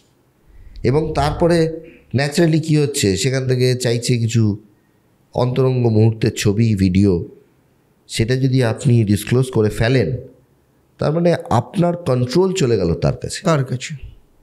এই যে আমাদের এখন প্রশ্নটা হচ্ছে, এত কোম্পানি আমাদের এত ডেটা নিয়ে তারা করেটা কি, মানে what is the end result? আমার কাছে আপনার যত তথ্য থাকবে আপনি তত আমার কন্ট্রোলে থাকবেন। আপনাকে এন্টায়ার আমি কন্ট্রোল করতে পারবো।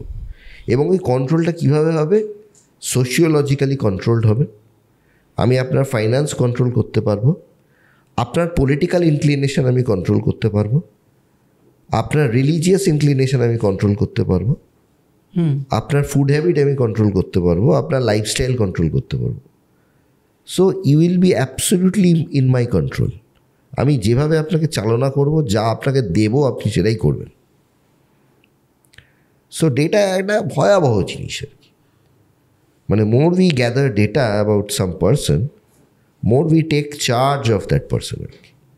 এই যে বারবার এই কথাটাই আসছে, কারণ আজকের দিনে দাঁড়িয়ে মানে কলকাতার বুকে একটা বিরাট বড় কনসার্ন হিসেবে দাঁড়িয়েছে ডেটিং অ্যাপটা।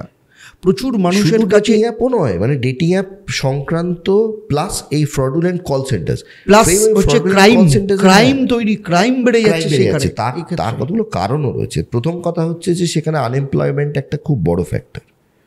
প্রচুর পরিমাণে আনএমপ্লয়েড শিক্ষিত ছেলেপুলেরা বেরোচ্ছে। এবারে এইসব কনসার্নগুলো they are paying a huge amount of money as salary. তারা মাসে হয়তো 5 লাখ টাকা করে স্যালারি দিচ্ছে টু দ্য ফ্রেশার্স, মানে যারা একদম ফার্স্ট একটা কাস্টমারকে তৈরি করে সিনিয়রের হাতে ছেড়ে দেবে। ফ্রডটা করবে কিন্তু সিনিয়র, যারা জুনিয়র লেভেল তারা কেউ ফ্রড করছে না, ফ্রডটা করবে সিনিয়ররা। তাহলে একদম জুনিয়র লেভেল তারা তৈরি করে ছেড়ে দিচ্ছে। তাহলে এর ক্ষেত্রে কিন্তু মানে সে একটা হিউজ অ্যামাউন্ট অফ পয়সা পাচ্ছে। ফলে তার লাইফস্টাইল আলাদা, তার ব্যাপার স্যাপারই আলাদা। ফলে সে তো এমনকি এরকম অনেক সময় এরকম হয় যে তারা হয়তো এন্ট্রি লেভেলে এটা জানেও না যে তারা ফ্রড করছে, আচ্ছা, বা তারা ফ্রডের সঙ্গে যুক্ত। এমনও অনেক কল সেন্টার দেখা গেছে তারা লেজিটিমেট কলস করায় বাই দি কলার্স। তারা কলারকে দিয়ে লেজিটিমেট কল করাচ্ছে সারাদিন ধরে, শুধুমাত্র দিনের মধ্যে 2 ঘন্টা তাদেরকে ফ্রড কল করাচ্ছে। মানে এমন একটা মিক্স অ্যান্ড ম্যাচ, যে কাজটা করছে সে নিজেও জানে না যে আমি কোন কাজটা করছি। আচ্ছা, মানে আমার কোন কলটা লেজিটিমেট কল আর কোন কলটা ফ্রড কল সে নিজেও জানছে না। এমনভাবে করা হচ্ছে। মানে এরকমও হচ্ছে হয়তো বাইরে কাউকে চাকরি দেওয়ার নাম করে বিভিন্ন জায়গা থেকে তাদের কাছে যতটা ইন্টারভিউয়ের কল এলো, তাদের থেকে সমস্ত ডেটা নেওয়া হলো, এবার তাদের লজিস্টিক্স সেট করে দেওয়া হলো। হ্যাঁ, তারপরে তাদেরকে নিয়ে যাওয়া হলো ইন্দোনেশিয়া। সেখানে নিয়ে গিয়ে সেখানে তাদেরকে 40 ঘন্টা 50 ঘন্টা একটা বাড়িতে রেখে দেওয়া হলো without any food and water. আচ্ছা, and they are becoming the slaves of that person. তাদেরকে দিয়ে আবার জোর জবরদস্তি সেখানে তাদেরকে ফ্রড করানো হচ্ছে। ওকে, মানে এটাকে আমরা বলি সাইবার স্লেভারি। আপনি শুনেছেন নিশ্চয়ই 150 জনকে করা হয়েছিল, রিকভারি করা হয়েছে। এবার আপনি একটা জিনিস ভাবুন, 150 জন রিকভার্ড হয়েছে, তারপরে কি 150 জনই গেছিল না, আর কতজন যে রিকভার্ড হয়নি সেটা তো তাদের কতজন যে এই কাজটা করতে অস্বীকার করবে বলে তাদের অর্গান খুলে বেঁচে দিয়ে তাদের মেরে ফেলে পুঁতে দেওয়া হয়নি, এটা আপনি জানছেন কী করে? গ্যারান্টি নেই। এবং if you go to the deep যেটা ডিপ ওয়েব, তার যে একদম কোর পার্ট ডার্ক ওয়েব, তারও তলার যে পার্টটা dark web, which is around 5% of the entire সেখানে তো anything and everything is sold. Anything and everything is sold. ফলে সেখানে বিক্রি হয় না এমন কিছু জিনিস নেই। ফলে অনেক ধরনের ক্রাইম সেখানে সংগঠিত হয়। আচ্ছা, কোনো দেশের গভর্নমেন্ট বা সিস্টেম এই ডার্ক ওয়েভ যে ব্যাপারটা, এই ব্যাপারটাকে কি মানে তারা কি কোনো না কোনোভাবে নারিশমেন্ট করে, নাকি তাদের হাতেই থাকে? না না, dark web is basically a system. Dark web হচ্ছে একটা এনভায়রনমেন্ট, একটা প্ল্যাটফর্ম। সেখানে কিন্তু গুড অ্যান্ড ব্যাড দুটো সাইডই রয়েছে, ঠিক আছে, দুটো পার্টি রয়েছে। এমন বহু নিউজ আছে, নিউজ চ্যানেলস, তারা মানে তারা ডার্ক ওয়েব চ্যানেল রাখে টু গ্যাদার ইনফরমেশন। আচ্ছা, কারণ ডার্ক ওয়েবে যে ইনফরমেশনটা ট্রান্সফার্ড হয় সেটা তো নন ট্রেসেবল, ট্রেস করা যায় না কোনো, সেটাকে ট্রেস করাটা তো মানে নন ট্রেসেবল করাটা খুবই ভুল হবে। সে ভেরি হার্ড টু ট্রেস, কারণ ওটা রুটেড হচ্ছে ফ্রম ডিফারেন্ট প্লেসেস। জেনারেট করছে আফ্রিকা থেকে, চলে যাচ্ছে রাশিয়া, সেখান থেকে চলে যাচ্ছে নিউজিল্যান্ড, সেখান থেকে চলে যাচ্ছে ইউএই, সেখান থেকে চলে যাচ্ছে ফিনল্যান্ড। এবার তো বুঝতে পারবেন না কোন জায়গা থেকে রুট হচ্ছে, মানে আপনার ধরাছোঁয়ার বাইরে ব্যাপারটা। ল এনফোর্সমেন্ট এজেন্সির তো একটা ওয়ার্ল্ড ওয়াইড এজেন্সি নেই যে ওয়ার্ল্ড ওয়াইড একটা প্ল্যাটফর্ম আছে যেখানে সবার সাথে সবার কোঅর্ডিনেশন রয়েছে, এরকম ব্যাপার তো নয়। এমনও অনেক কান্ট্রিজ আছে যাদের মধ্যে পলিটিক্যাল ডিসপিউটের জন্য তাদের মধ্যে মুখ দেখা দেখি বন্ধ, সিভিল ওয়ার চলছে, সিভিল ওয়ার চলছে বিভিন্ন ধরনের, তার সাথে সাইবার ওয়ার তো সারাক্ষণই চলছে।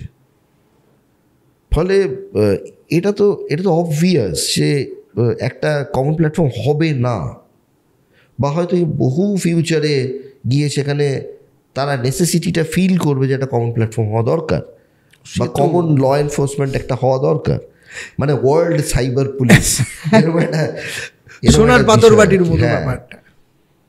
না, সেটা যে হবে না তা না, সেটা হতেই হবে আর কি, মানে এটা হওয়া ছাড়া কোনো অপশন নেই আর কি।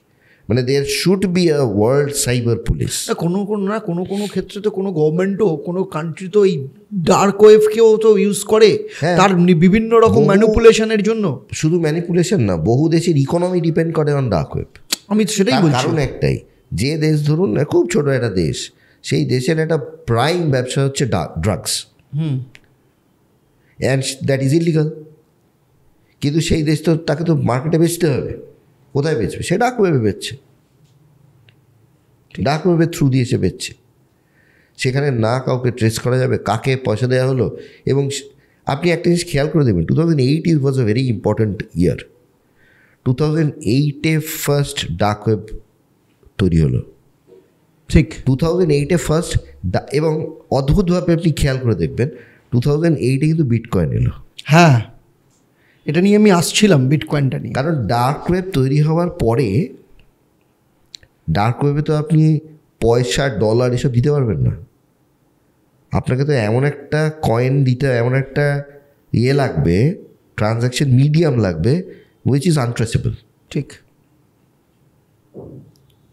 দেখুন মানে কতটা সিগনিফিকেন্ট। ডার্ক ওয়েব এলো 2008, বিটকয়েন এলো 2008। তার মানে আমি একটা প্ল্যাটফর্ম তৈরি করে দিলাম। এবার কেনা বেচার আমি মানে কারেন্সিটাও দিয়ে দিলাম।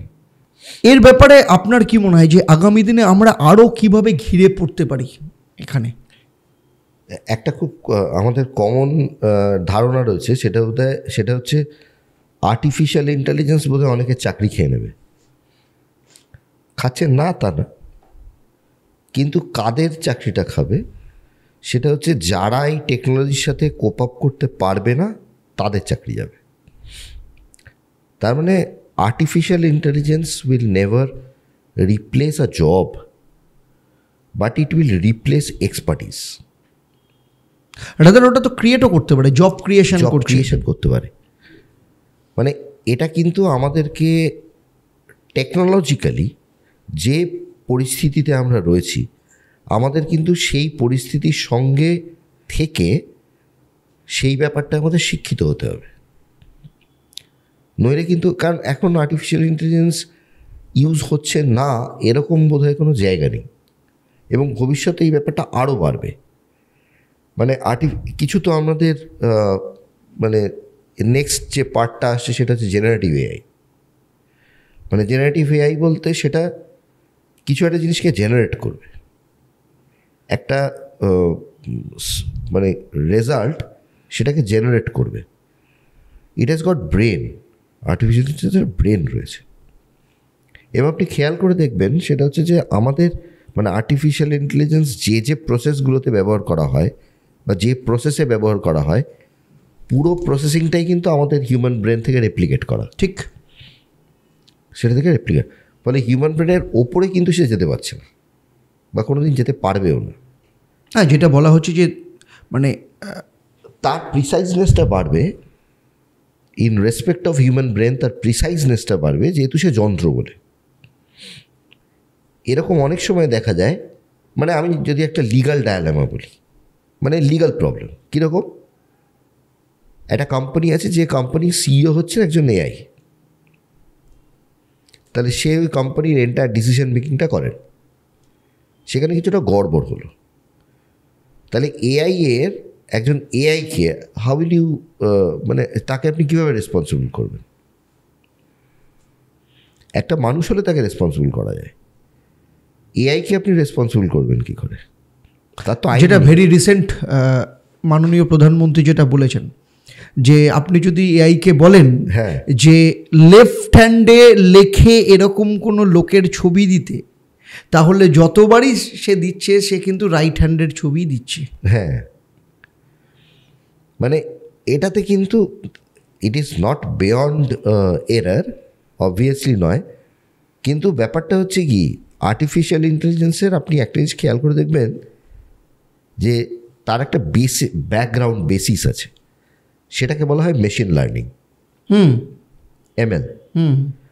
তাহলে মেশিন লার্নিংটা হচ্ছে এই যে আমাদেরই ব্যবহারিকভাবে আমরা যত রকমের ভাবে ইন্টারনেটটাকে ব্যবহার করি বা একটা ডিভাইসকে ব্যবহার করি, সেখান থেকে কম্পিউটার কিছু না কিছুটা শিখছে, একটা প্যাটার্ন শিখছে, সেই প্যাটার্নটাকে একটা অ্যালগরিদমে ফেলে সেটা থেকে কিছু একটা রেজাল্ট তৈরি করছে। That is artificial intelligence, nothing extra. তাহলে এই আর্টিফিশিয়াল ইন্টেলিজেন্সের ক্ষেত্রে আমার বেস মডেলটা হচ্ছে এমএল। এবার প্রচুর পরিমাণে তথ্য, মানে ইন ট্রিলিয়ন্স অফ ডেটা, সেই ডেটাগুলো যদি প্রপারলি রিফাইন্ড না হয়, তাহলে আমার রেজাল্ট কিন্তু ওই ডান হাত বাঁ হাতের কেস হবে। না, সেখানে তো একটা ব্যাপার আছে, আমি যদি আর্টিফিশিয়াল ইন্টেলিজেন্সকে ডেটা আমি যদি করাপ্ট ডেটা দিতে শুরু করি, বা আমি যদি ফ্র্যাগমেন্টেড ডেটা দিতে শুরু করি, ভুল ডেটা দিতে শুরু করি, তাহলে ভুল রেজাল্ট। যেটা ভেরি রিসেন্ট যে ঘটনাটা ঘটেছে, যেটা ডিপস্টেককে জিজ্ঞেস করেছে যে তুমি বলো, যেটা চায়না যেটা বার করেছে যে তুমি বলো অরুণাচল প্রদেশ কোথায়, সে বলেছে যে আমার জুরিসডিকশনের মধ্যে নেই, সুতরাং আমি বলতে পারবো না। এক নম্বর। 2 নম্বর কথা হচ্ছে অরুণাচল প্রদেশের নিয়ে আরও অনেক কিছু করেছে, কিন্তু সে দেয়নি। তার মানে কোথাও না কোথাও ওটাকে রেস্ট্রিক্ট করা হয়েছে, তাকে সেই জায়গাটাতে ডেটাটা ডাইভার্জ না হয়। তার মানে কি? তার মানে হচ্ছে মানে এটার থেকে একটা জিনিস প্রমাণ হলো, সেটা হচ্ছে হিউম্যান ইন্টেলিজেন্সের ওপরে কিন্তু আর্টিফিশিয়াল ইন্টেলিজেন্স উঠতে পারছে না, কারণ সে হচ্ছে ডেটা ভিত্তিক। আমাদের হিউম্যান ইন্টেলিজেন্সও ডেটা ভিত্তিক। আমরা ছোটোবেলা থেকে কিছু কিছু তথ্য ইনপুট নিই, তাহলে সেই ইনপুটগুলোকে দিয়ে আমরা সেটাকে কিছু থিওরিজ আছে, সেই থিওরিগুলো দিয়ে প্রসেসিং করি, যে এই লোকটা বড়, এই লোকটার গায়ে যদি পা লাগে তাহলে আমাকে প্রণাম করতে হয়। তাহলে প্রণাম করতে হয়, এটা হচ্ছে আমার একটা অ্যালগরিদম। এই লোকটা বড়, এটা হচ্ছে আমার ডেটা। আর প্রণাম করতে হবে বা তাকে সরি চাইতে হবে, সেটা হচ্ছে আমার অ্যাক্টিভিটি, ওটা হচ্ছে আমার রেজাল্ট। তাহলে প্রত্যেক কটা এআই কিন্তু একটা পার্টিকুলার ডেটা, অ্যালগরিদম অ্যান্ড রেজাল্টের উপর কাজ করছে। এখন আমার যদি মনে হয় যে আমি আর্টিফিশিয়াল ইন্টেলিজেন্সকে কাজে লাগিয়ে আমি সাইবার ক্রাইম করব, বা ক্রাইমের ক্ষেত্রে আমি ইউজ করবো, এটা অনেকেই ভাবছে, এটা অনেকে হচ্ছে, অনেকে ইমপ্লিমেন্ট করে ফেলেছে, সেটাকে অ্যাপ্লাইড হয়েছে। হ্যাঁ, আপনি ডিপফেক দেখুন, ডিপফেক একটা that is a AI model. তাহলে ডিপফেকে এআই মডেল ইউজ করা হচ্ছে। আপনার এরকম বহু ধরনের ক্রাইম আছে যেখানে এআই মডেল ইউজ করা হচ্ছে। না, এটা আরও সাইবার ক্রাইমের ক্ষেত্রে এটা আরও কত ভালনারেবল হতে পারে? কতটা ভালনারেবল তার কারণ হচ্ছে যে সোশ্যাল ইঞ্জিনিয়ারিং টেকনিক্সে যখন একটা সাইবার অ্যাট্যাক হয় তখন আমরা কিভাবে ধরে ফেলি সেখানে একটা ভুল ইংরেজি লেখা হচ্ছে। একটা মেসেজ এলো আমার গ্যাস কানেকশন ইলেকট্রিসিটি কানেকশন বন্ধ হয়ে যাবে, সেখানে একটা ভুল ইংরেজি লেখা হলো। তা আমরা পুলিশ আগে কি বলতো যে আপনার খেয়াল করে দেখবেন যে ওখানে মানে কনস্ট্রাকশন ওয়াজ রং, এটা থেকে আইডেন্টিফাই করতে পারবেন। আলটিমেটলি সাইবার ক্রাইম থেকে বাঁচার অপশানটা কি? মানে ভালনারেবিলিটি আইডেন্টিফিকেশন, এই তো ঠিক ঠিক, যে এটা আক্রমণ নয়, এইটুকু তফাৎ করতে পারলেই তো মানুষ বেঁচে যায়, আর তো কিছু ব্যাপার নেই, এ তো বিরাট রকেট সায়েন্স নয়। তাহলে এই ভালনারেবিলিটি আইডেন্টিফিকেশন করতে গেলে আমার ভুল বার করতে হবে, কোথায় কোন জায়গাটা ভুল সেটা বার করতে হবে। আমার এআই যদি পুরো জিনিসটাকে পারফেক্ট করে দেয়, আপনি ভুলটা বের করবেন কোথা থেকে? ঠিক, সেটা this is one of the major important thing আর কি। ঠিক। তার মানে আমার প্রত্যেক কটা ক্ষেত্রেই যেটা হচ্ছে সেটা হচ্ছে যে আমার যত রকমের সোশ্যাল ইঞ্জিনিয়ারিং প্রসেস আছে এই প্রসেসগুলোকে আরও রিফাইন করে দিচ্ছে এআই। তো যখন এই ব্যাপারটা রিফাইন্ড হয়ে যাচ্ছে তখনই যেটা হচ্ছে যে মানুষ সেটাকে ট্রু বলে ধরে নিচ্ছে। এটা হচ্ছে এআই এর কন্ট্রিবিউশন টুয়ার্ডস দ্য ক্রাইম। এর পরের সিচুয়েশনটা আরও ভয়াবহ হবে। আচ্ছা, কীরকম? সেটা যেটা আসছে সেটাকে বলা হয় মানে ইটস আ ন্যানো কম্পিউটিং। আচ্ছা, হ্যাঁ, ওকে। ন্যানো কম্পিউটিংয়ের বিষয়টা এরপরে কিন্তু আরও ভয়াবহ লেভেলে আসবে। আজকে ধরুন একটা 12 ডিজিটের পাসওয়ার্ড, সেটা যদি র্যান্ডম পাসওয়ার্ড হয়, সেটাকে ব্রেক করতে একটা কম্পিউটারের সময় লাগছে 15 বছর। 15 বছর? আচ্ছা। তাহলে আমরা এই কারণে বলি কি 8 ডিজিট বা 16 ডিজিটের একটা ক্যারেক্টার যদি আমরা পাসওয়ার্ড করে ফেলতে পারি, দ্যাট ইজ অলমোস্ট মানে ইম্পসিবল টু ক্র্যাক। যে কারণে 8টা ডিজিটের পাসওয়ার্ডগুলোকে করা হয়। ন্যানো কম্পিউটিংয়ে এটাকে ব্রেক করতে সময় লাগবে কয়েক সেকেন্ড। ওকে। মানে কি আমার যদি প্রসেসিং স্পিডটা সেই লেভেলের বেড়ে যায়, মানে একটা সুপার কম্পিউটারকে যদি আমি ধরা গেল কয়েক 1000 সুপার কম্পিউটার একসাথে জড়ো করা হলো, তাহলে তার যা আউটকাম আসবে that will be a kind of a nano computing আর কি। এবং সেটা মানে একটা মানে ওটার কি ক্যালকুলেশনসগুলো আলাদা, ইয়েগুলো আলাদা, মাপকাঠিগুলো আলাদা। মানে আমাদের যেমন বাইটসে ক্যালকুলেশন হয়, ওটা কিউবাইটসে ক্যালকুলেশন হয়, কিউবিটস বলে। আচ্ছা, তা কিউবিটসে ক্যালকুলেশন হচ্ছে। তাহলে একটা 10 কিউবিটের মেশিন বানানো হচ্ছে এখন একটা স্বপ্ন আর কি। 10 কিউবিটের একটা 10 কিউবিটের মেশিন যদি তৈরি করে ফেলা যায় তাহলে ইট বিকামস হিউজ আর কি। মানে আগামী দিনে সেটা হবেও। হ্যাঁ, মানে সেটা নিয়ে প্রচুর কাজ হচ্ছে, সারা পৃথিবী জুড়ে কাজ হচ্ছে। এবং ন্যানো কম্পিউটিং এরপরে মানে ডেফিনিশন অফ প্রাইভেসিটাকেই বদলে দেবে। আচ্ছা, মানে privacy will be A myth in future. মানে প্রাইভেসি বলে আর কিছু তার বলে কিছু থাকবে না। মানে এখন ধরুন অনেকের ক্ষেত্রে বলা হয় স্পেশাল ক্যারেক্টার দিন, এগুলো কোনো ফ্যাক্টর নয়, কোনো কিছু, ওটা তো ক্যারেক্টার। তার পারমিশন কম্বিনেশন করতে ক সেকেন্ড সময় লাগে। মানে এখন না হয় কম্পিউটারের যে প্রসেসিং স্পিড, সেই প্রসেসিং স্পিডের সময় লাগছে 15 বছর। মানে ওটা হয়তো তখন টাইম লাগবে 15 সেকেন্ড হয়তো সময় লাগবে এরকম আর কি। মানে this will be the amount of difference. তো সেখান থেকে সাধারণ মানুষের সচেতনতার জায়গাটা কোথায়, কোথা থেকে আমরা এখন থেকে কোন কোন জিনিস করবো না? জিনিস বলবো সেটা হচ্ছে ডেটা যত পারেন সিকিউর রাখুন। না, ডেটা একটা সাধারণ মানুষ ডেটা সিকিউরটা রাখবে কি করে? একটা ধরুন মোবাইল ফোন দেবে না, না মোবাইল ফোনে আমি আমার সারা জীবনের সমস্ত তথ্য দেব না। আমি কোথায় যাচ্ছি, কি করছি, মানে ফার্স্ট হচ্ছে লোকেশনটাকে অফ করে রাখা। হ্যাঁ, শুধু লোকেশন অফ, আমার আইডেন্টিটিটাকে অফ রাখা। আইডেন্টিটি অফ মানে হচ্ছে আমি কোথায় থাকি, কি করি, অ্যাড্রেস, এই ধরনের এই জিনিসগুলোকে অফ রাখা। মানে আমার বেসিক আইডেন্টিটি। দেখুন, বেসিক আইডেন্টিটির মধ্যে আরেকটা জায়গা থাকে, আরেকটা ভাবে ডাইভার্স হয়, সেটা হচ্ছে অটোফিল মেথড বলে। এই অটোফিল মেথডটা কিন্তু খুব ভয়ঙ্কর। মানে আমরা ব্রাউজারে কি করি, যখনই একটা সমস্ত ডেটাগুলো প্রোভাইড করলাম একটা ফর্ম ফিল আপ করবার সময়, তখন সে একটা অপশান চায়, সেভ অপশান, যে আমি সেভ করবো কি না। আমি সেটা সেভ করবো না।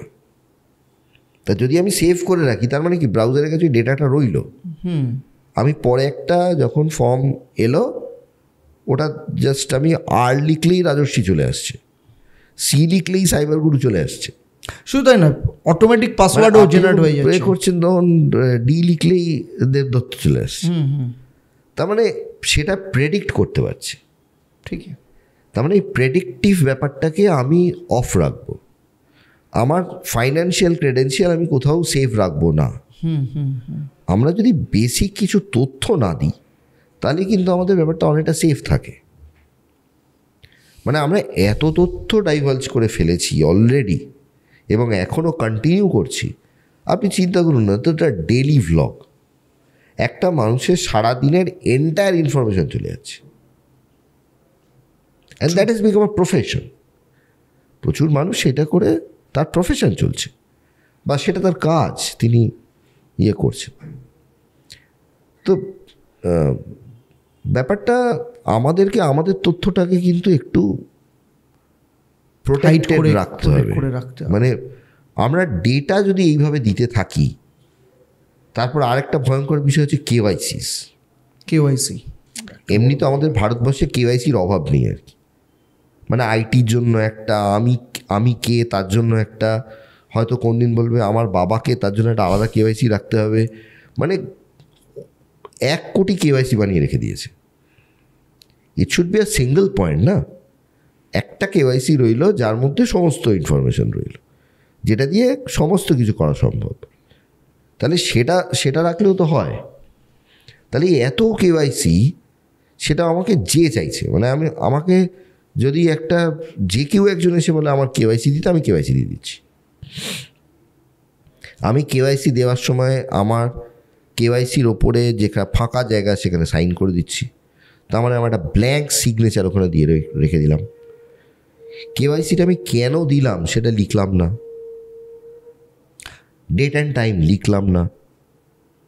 মানে ব্যাংকে যদি ধরুন আপনাকে কেউ কেওয়াইসি চায়, আপনি কেওয়াইসি ফর্ম ফিল আপ করবার পরে অ্যাটাচমেন্টে যখন আপনি কিছুটা দিচ্ছেন, আপনার আধার, প্যান এগুলো যখন দিচ্ছেন, তখন আপনি সেখানে লিখে দিন, এবং সেটা ওই জেরক্সটার ওপর দিয়ে খানিকটা পোর্শন লিখে দিন, যেখানে কোনো লেখাটেখা নেই, এরকম একটা জায়গা দিয়ে লিখে দিন যে দিস ইজ ফর অমুক ব্যাংকের কেওয়াইসি পারপাস, যেটা অমুক তারিখের অমুক সময় জমা হলো।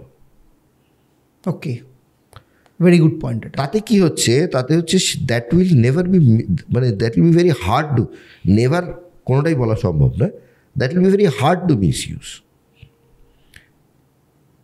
তাহলে এবং কি অনেক জায়গা আছে যেখানে আমার হয়তো একটা সার্ভিস কাজ হলো না, আমি একটা লোনের কথা ভাবলাম, তাহলে একজন এক্সিকিউটিভ এলেন, আমি তাকে কেওয়াইসি দিলাম, আমার লোনটা সামহ হলো না, আমি কেওয়াইসিটা কিন্তু ফেরত নিলাম না, দেও না, তার কাছে ওটা পড়ে রইল, বা ব্যাংকের কাছে ওটা স্ক্র্যাপ পড়ে রইল। ব্যাংক হয়তো ওটাকে বেচে দিল কাগজের সঙ্গে, তাহলে আননোন লোকের কাছে তো আমার কেওয়াইসিটা গেল। That can be miss used. গভর্নমেন্টের যে পলিসিগুলো রয়েছে, যেমন ধরুন আধার অ্যাপ্লিকেশন ব্যবহার করা, কিংবা ধরুন ডিজি লকার ইউজ করা, এগুলো তো সাধারণ মানুষকে শিখতে হবে। শুধুমাত্র একটা এরকম গাম্বাট ফোন রেখে তো আর লাভ নেই। আমি যদি তার ইউটিলাইজেশনগুলো না জানি, তাহলে তো আমার normal keypad phone is better. যে এখানে আমি সাধারণ মানুষের জন্য একটা কথা জিজ্ঞেস করছি, এই যে ধরুন আধার, এই আধার থেকে যে ডাউনলোড করা হয়, সেটা কি শেয়ার করে দেওয়া যায়? হ্যাঁ, শেয়ার তো করতেই হয় সেটা। না, আমি বলছি সেটাকে শেয়ার করলে সেটা তো ভ্যালিড হয়ে যায় একদম, যে কোনো জায়গাতে, একদম ভ্যালিড। এবং অদ্ভুতভাবে হচ্ছে আধারে কোনো অরিজিনাল ডকুমেন্ট হয় না, আধার ইজ এ ভার্চুয়াল ডকুমেন্ট। সেটা আপনি ডাউনলোড করে একটা অথরিটিকে দিয়ে দিলেন। আধারের কোনো কার্ড যেটা একদম অরিজিনাল এরকম কিছু হয় না। আধারের সাইটটাই হচ্ছে অরিজিনাল আর কি। ওখানে আপনার আধার নম্বর দিয়ে ওটিপি এলো, ওখান থেকে আপনার আধারটা ডাউনলোডেড হলো, দ্যাট ইজ অরিজিনাল। ফলে এরকম কিছু ব্যাপার নেই। আগে আমাদের সে অরিজিনাল ভোটার কার্ড নিয়ে আসতে হবে, তো আধারের অরিজিনাল বলে কিছু হয় না, অল আর অরিজিনালস। কারণ ওটা আপনার নাম্বারটা দিয়ে ভেরিফিকেশন হচ্ছে, ওই নাম্বারটাই হচ্ছে এনাফ। এবং ব্যাংক কেওয়াইসি ছাড়া আপনি সমস্ত জায়গায় মাস্ট আধার ব্যবহার করবেন। মাস্ক আধার, মাস্ট আধার, সেটা আপনি এম আধার অ্যাপ্লিকেশনে গেলেই কিন্তু ওটা ডাউনলোড করতে দেয়, ওটাকে ডাউনলোড করা যাবে। কিন্তু আমি সাজেস্ট করবো যে আধারটাকে ডাইভালজ নাই করা। আমার যদি কোনো কারণে দেখা গেল যে আমার কেওয়াইসি কোথাও দিতে হচ্ছে, আমার হোটেলে গেলাম চেক ইন করতে গিয়ে, সেখানে গিয়ে আমাকে কেওয়াইসি দিতে হচ্ছে, আমি ভোটার কার্ড দেবো, আমি সেখানে ড্রাইভিং লাইসেন্স দেবো, বাই আধার অলওয়েজ। পাসপোর্ট দিতে পারে, পাসপোর্ট দিতে পারি, পাসপোর্টও আমার সেন্সিটিভ ইনফরমেশন। হ্যাঁ পাসপোর্টের। অনেকে আছে ফ্লাইটে ট্রাভেল করছে, ফ্লাইটের বোর্ডিং পাসের ছবি তুলে ফেসবুক আপলোড করছে। আচ্ছা, বোর্ডিং পাসের কেওয়াইসিটাকে যেটা কিউআর কোড, সেটাকে স্ক্যান করলে দুনিয়া ভরের ইনফরমেশন পাওয়া সম্ভব। বোর্ডিং পাসের ছবি দিচ্ছে কি না, আমি বালি যাচ্ছি, অমুক যাচ্ছি, তমুক যাচ্ছি। প্রথম কথা, সে তার লোকেশন ডাইভালজ করলো, তার যাবতীয় পার্সোনাল ইনফরমেশন সেটা গেল, তার সঙ্গে তার লাইফস্টাইল সেটা ডাইভালজ হলো। মানে all information are important for somebody, এটা মাথায় রাখতে হবে। কোনো না কোনো মানুষের কাছে সেটা একটা ফ্রড হতে পারে, সেটা একটা লেজিটিমেট বিজনেস হতে পারে। ঠিক, হয়তো একটা কোম্পানি, যে কোম্পানিটা এয়ারপোর্টে কোল্ড ড্রিঙ্কস বেচবে, জল বেচবে, তার কাছেও তো ওই তথ্যটা ইম্পর্টেন্ট, যে তাই সেটা তো তার কাছে র ডেটা। ফলে ডেটা ইজ অলওয়েজ ইম্পর্টেন্ট। তার মানে আমরা যে কোনো জায়গা থেকে আমরা ডেটাকে প্রোটেক্ট করব, সব জায়গায় দেব না, সব জায়গায় দেবো না, আধার ইউজ করব না, আর সব থেকে বড় কথা হচ্ছে বায়োমেট্রিক লক। আর একটা খুব ইম্পর্টেন্ট সেটিং বলে রাখি, সেটা হচ্ছে হোয়াটসঅ্যাপে দেখবেন অটো ডাউনলোড বলে একটা অপশন আছে। অটো ডাউনলোড মিডিয়া, সেটা হচ্ছে আপনার কাছে কেউ কোনো ছবি পাঠালো, আপনি অটোমেটিক্যালি ওটা ডাউনলোড হয়ে যায়। তাহলে সেখানে তো আপনাকে একটা ম্যালওয়্যারও কেউ পাঠাতে পারে, ম্যালওয়্যারটা অটো ডাউনলোড হয়ে গেল। If you are in wifi, ঠিক, তাহলে ওয়াইফাই অটো ডাউনলোড হয়ে যাচ্ছে। মানে এটাতে ডিফল্ট সেটিং কি থাকে, যদি আপনি মানে মোবাইল নেটে থাকেন তাহলে আপনার ফটো ডাউনলোডেড হবে, বাকি আপনাকে ডাউনলোড করতে হবে। যদি আপনি ওয়াইফাই থাকে তাহলে সব অটো ডাউনলোড হবে। আর যদি রোমিংয়ে থাকেন তাহলে কোনোটাই ডাউনলোড হবে না, আপনি চাইলে আপনাকে ডাউনলোড করতে হবে। তার মানে অটো ডাউনলোড অপশন সবসময় সব ক্ষেত্রে, প্রত্যেকটা ক্ষেত্রে নো মিডিয়া করতে লাগবে। মানে ফর 3টে অপশনই আমার নো মিডিয়া থাকবে। বুঝতে পেরেছি। তাহলে আমার কিছুটা আমি ম্যালওয়্যার থেকে প্রোটেক্টেড হলাম। ম্যালওয়্যার অ্যাফেকশন এখন একটা খুব ভয়ঙ্কর জিনিস, ফলে ম্যালওয়্যার অ্যাফেকশন থেকে আমাদের বাঁচতে হবে। তার জন্য এই অটো ডাউনলোড বন্ধ করতে লাগবে। তার মানে যেটা সব থেকে বড় কথা হচ্ছে ভয় নয়, এডুকেশনটা মাস্ট। Education is must. এবং সেই যে এডুকেশনে আপনার যে অর্গানাইজেশন, আপনি বিভিন্ন জায়গায় যাচ্ছেন, বিভিন্ন জায়গায় সেমিনার করছেন, ক্লাস করছেন, আপনার নিজস্ব যে অর্গানাইজেশন রয়েছে সেই সম্পর্কে যদি শেষের দিকে যদি কিছু বলেন। হ্যাঁ, যাতে আমার 2013 থেকে আমরা সাইবার গুরু, আমাদের যে অর্গানাইজেশন রয়েছে, তো cyber guru is a educational and consultancy organization. এবং অদ্ভুতভাবে 2013 থেকেই কিন্তু আমরা এই পুরো ব্যাপারটাকে অনলাইন মেথডে রেখেছি। মানে this is not for Covid purpose. কোভিডে অনলাইন হয়েছে তা নয়, 2013 থেকে এটা অনলাইন। এবং এই অনলাইন মেথডটা রাখার একটাই কারণ, এবং ওখানে দেখবেন যদি আপনি সাইটটা যান, সেটা হচ্ছে thecyberguru.com। ওই সাইটে গেলে ইউ উইল ফাইন্ড 3 ধরনের কোর্সেস রয়েছে। একদম স্টুডেন্টদের জন্য একটা কোর্স রয়েছে, সাধারণ মানুষের জন্য একটা কোর্স, একটা অ্যাডভান্স কোর্স যার বেসিক কম্পিউটার নলেজ আছে তার জন্য একটা অ্যাডভান্স কোর্স রয়েছে। এই কোর্সেসগুলো কিন্তু যে প্যাটার্নে করা, that is for common people. যে তার price range, it is absolutely throw away price. মানে ওই ধরনের একটা স্ট্রাকচার্ড কোর্স ওই প্রাইসে আপনি খুঁজলেও পাবেন না বাজারে। বুঝতে পেরেছি। ফলে সেই ধরনের একটা প্ল্যাটফর্ম তৈরি করা আছে, সেখানে সাধারণ মানুষের উচিত হচ্ছে জিনিসটা শেখা, এবং আমরা ব্যাপারটাকে হাতে ধরে শেখাই। আমাদের 1-to-1 সেশন হয়, আমরা সেখানে প্র্যাকটিক্যাল ডেমোসেশনস দিই, কীভাবে আপনার মোবাইল সিকিওর করবেন সেগুলো শেখানো হয়, তাহলে সেইভাবে কিন্তু মানুষ যদি শিখে নেন ব্যাপারটা, তাহলে কিন্তু মানে আমরা বলতে পারি যে সারা জীবন সুরক্ষিত থাকবে। লাস্ট একটা কোয়েশ্চেন আপনার কাছে আমার মনে যেটা মাথায় আসছে, ধরুন কারোর ডেটা তার মনে হলো কোথাও না কোথাও শেয়ার হয়ে গেছে বা কোথাও না কোথাও মিসইউজ হচ্ছে সেই জায়গাটাতে, সেইখান থেকে সে জানবে কি করে? এরকম কি কোনো সাইট আছে যেখান থেকে সে জানবে? ডিফিকাল্ট জানা, রিভার্স ইঞ্জিনিয়ারিং করে বোঝা যায় কিছু কিছু ক্ষেত্রে যে তার সেই ইনফরমেশন কোথায় রয়েছে বা কি, কিন্তু 100% সেটাকে ডিলিট করা যায় না। আচ্ছা, এবারে ধরুন একটা ছোট্ট এক্সাম্পল বলি, ধরুন কারুর একজনের একটা সেন্সিটিভ পার্সোনাল ফটোগ্রাফ কারুর কাছে রয়েছে, তাহলে কারুর কাছে রয়েছে মানে প্রথম কথা হচ্ছে সেটা তার ডিভাইসে রয়েছে। ডিভাইস কিন্তু ইন্টারনেট নয়, that is a hard disk.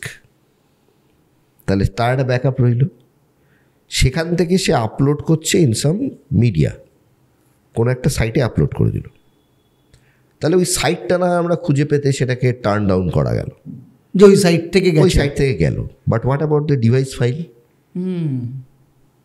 এবারে ওই সাইটে থাকাকালীন আরও 100 জন মানুষ তাদের ডিভাইসে ওটাকে ডাউনলোড করে নিয়েছে। মানে জানাটুকু যাবে যে কোথা থেকে গেছে, তার বাইরে আর কিছু, তার বাইরে কিচ্ছু করা যাবে না। এবং এটা আমাদের মানে আমি কেন ডেটার ব্যাপারে বারবার বলি যে তথ্যের ব্যাপারে সচেতন হন। একটা তথ্য একবার চলে গেলে ইট ইজ ইম্পসিবল, মানে এখানে কোনো অপশন নেই। মানে সেটা তো একদম ফায়ারিং হয়ে যাচ্ছে, it is impossible to turn down. এবং কোনো না কোনো একটা জায়গাতে আপনার ওই ডিজিটাল ফুটপ্রিন্টটা থাকবেই, এটা অবভিয়াস, এটার কোনো দ্বিতীয় ব্যবস্থা নেই। অসংখ্য ধন্যবাদ আপনাকে, প্রচুর কিছু জানলাম এবং শুধু জানলাম না, শিখলাম। যতবার আপনার সাথে কথা বলি ততবার নতুন নতুন কিছু শিখি এবং আমাদের যারা ভিউয়ার্স আছে তাদেরকেও আমাদের মেন কাজ হচ্ছে সচেতন করা, এডুকেট করা। তো আমার মনে হয় এই এপিসোডটার মধ্য দিয়েও তারা অনেক কিছু শিখবে। হ্যাঁ, আবার আমার তো সেই ট্যাগলাইনটা রয়েছেই যে সচেতনতাই হচ্ছে সুরক্ষার একমাত্র চাবিকাঠি। আবার আপনার সাথে আবার আলোচনা করব নেক্সট, আবার নতুন কিছু এপিসোড নিয়ে। একদম। ভিউয়ার্সদেরকে অসংখ্য ধন্যবাদ, আপনাকেও নমস্কার, থ্যাংক ইউ।